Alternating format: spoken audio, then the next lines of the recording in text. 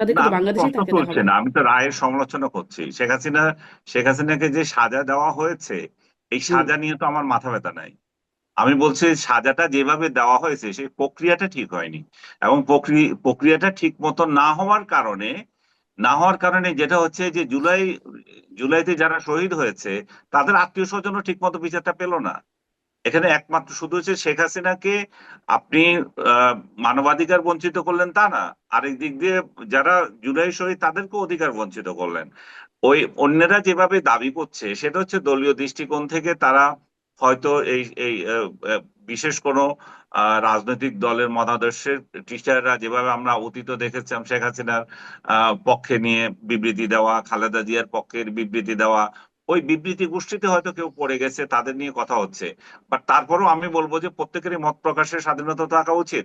এখন যে ছাত্র শিবির নিয়ন্ত্রিত বিশ্ববিদ্যালয়গুলো, ছাত্র সংসদ বা আদার্স যখন এগুলো নিয়ে কথা বলে, তাহলে তাদেরকে আমরা স্মরণ করে দিতে চাই যে তাহলে আর শেখ হাসিনার পরিবর্তন কি দরকার ছিল। এটা তো একই ঘটনা হলো যে আমার বিরুদ্ধে কথা বলা মানে হচ্ছে ইয়েতে হুম। যেতে হবে, জেলে যেতে হবে। এটা তো শেখ হাসিনা থেকে উন্নত মানের কোনো ইয়ে হলো না।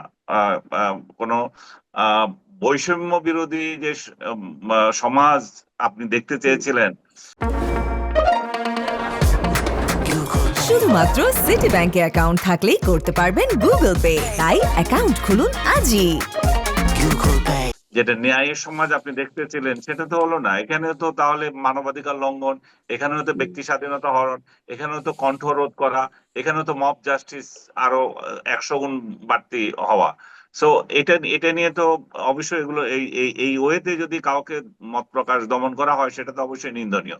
কিন্তু আমি জি। আপনাকে আবারও একটু স্পষ্ট করছি যে শেখ হাসিনার বিচার হোক কিংবা কামাল হুম। সাহেবের বিচার হোক কিংবা ওই যে পুলিশ প্রধান যিনি আছেন, যে ঘটনাটা ঘটেছে এটা কেউ না কেউ তো করেছে। এটা শেখ হাসিনা করুক, স্বরাষ্ট্রমন্ত্রী করুক, পুলিশ প্রধান করুক, কিংবা কার্যত যারা স্পটে ছিল তারাই করুক, এই ঘটনার তো বিচার হতে হবে।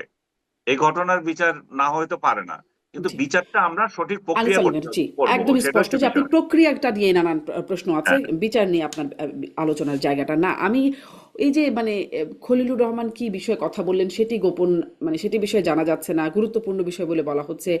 তারপর ধরেন শেখ হাসিনার রায় যেদিন হলো সেদিন দুটি বন্দর নিয়ে চুক্তি হয়ে গেল, ঢাকা এবং চট্টগ্রামের দুটি বন্দর নিয়ে চুক্তি হয়ে গেল। সেখানেও গোপন, শর্তগুলো গোপন, সেটিও প্রকাশ করা হলো না। এর আগে যুক্তরাষ্ট্রের সাথে এনডিএ হলো, সেটিও আসলে এনডিএ তো নন ডিসক্লোজার এগ্রিমেন্টই, অতএব সেটিও প্রকাশ করা হলো না।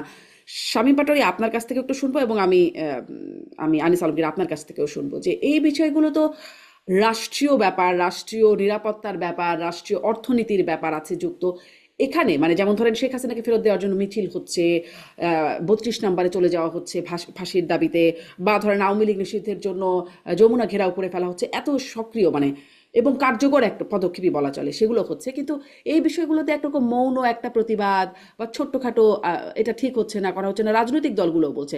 রাজনৈতিক দলগুলো সক্রিয় ভূমিকা রাখছে না কেন? তারা যে এটিতে খুশি না এটি বোঝা যাচ্ছে, আপত্তি আছে তাদের।